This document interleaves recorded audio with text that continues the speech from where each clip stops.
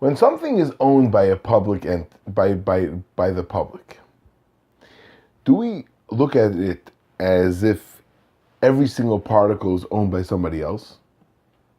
Or do we look at it as the public being an entity of its own, and everybody sort of like has a part in the entity, but there's no specific particles that belong to any specific person? Rav Elchonan Wasermann in Karbon Tzibur, Baba Basra, Siman Tov Daled, brings a raya from Parshas Korach, from Rashi in Parshas Korach, that every single person has a piece in a publicly owned thing. Every single person has a particle. Now this question obviously has so many ramifications in halacha. It's, in ribis and ainah and nidarim, binyan beis hamikdash and karbanis.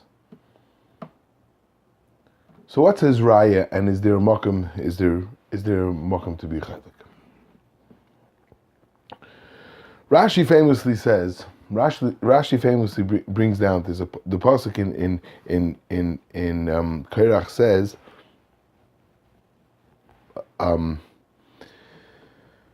Pasuk has Vav. Moshe Rabbeinu says Vayichel Moshe. Middle of the conversation after Dasam Aviram said Lo Nala. So Moshe Rabbeinu says Vayichel Moshe Moed Vayomer El Hashem Al Teifen El Mechasam.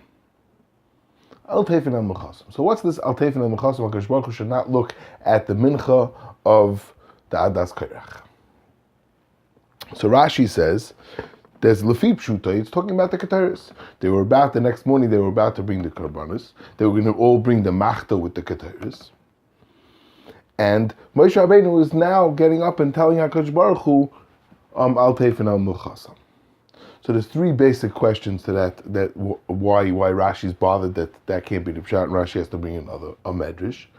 And the problems are because, first of all, Keteris is not called a Mincha.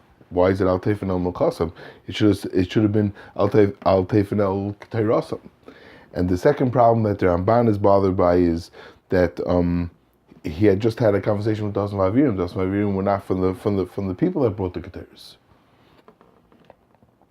And the third problem, so others ask, is that Moshe Rabbeinu had already offered to have this Keteris test with 250 machtas. He had already made up this plan. Obviously, if he gave this offer, he was 100% certain that HaKadosh Baruch Hu was not going to accept anybody else's Keteris. So why is he getting? Why did the conversation with Dasam Aviram and Moshe Rabbeinu's Vayichel Moshe trigger Moshe Rabbeinu to ask another to make a tefillah Al Teifen El Mechasam, as if there was some sort of a question? That's the problem with the pshuta. So therefore, Rashi brings down a Medrash Tanchumah, VaMedrash that Moshe Rabbeinu was talking about the chelik that Dasam Aviram and all the Adas Korach had in the karbonis of the Karbon Tzibur. יודע שיש להם חלק בתמידי צבור. אף חלקם, their little particles in the Karbon Tzibur, לא יקובל לפניך לרצון, should not be accepted. HaKadosh Baruch Hu, you should not accept it.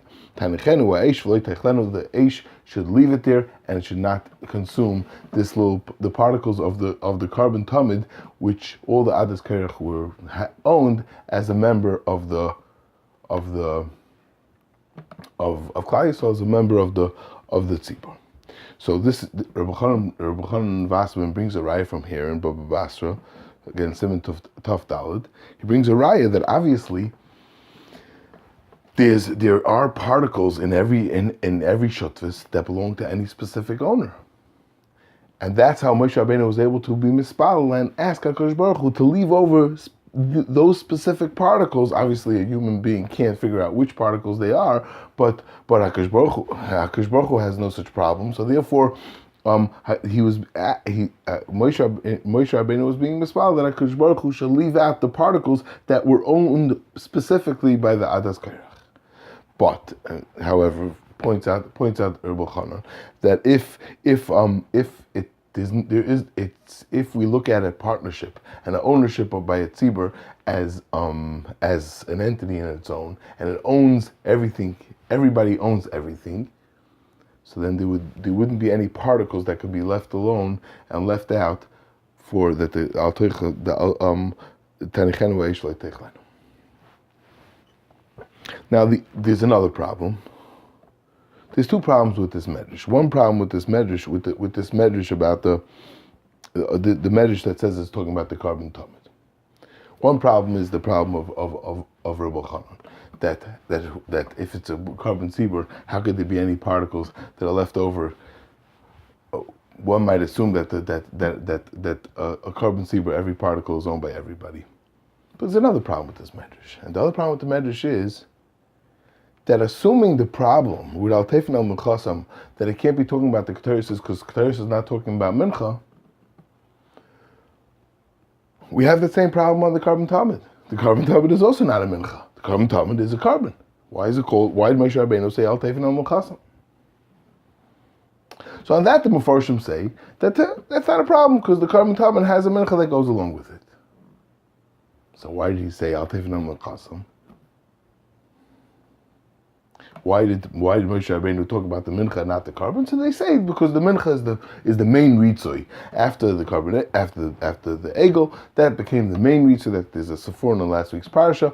That's the main ritzoy, and therefore, since that's the main ritzoy, so Moshe Rabbeinu was discussing the main ritzoy of the Karbon Tzibur.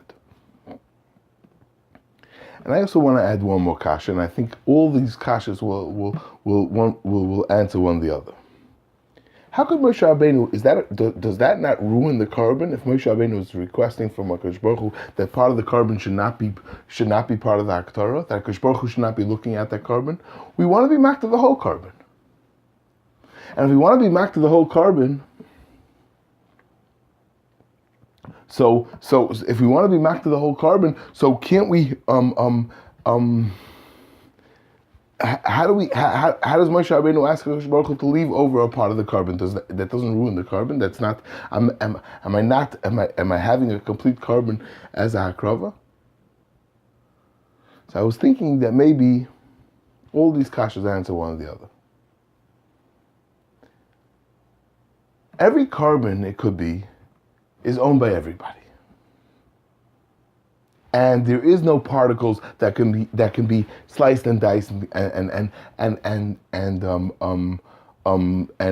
go specifically to any specific person.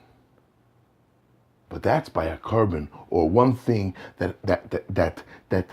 that's by one whole animal or one whole something that they all own together and has different parts to it.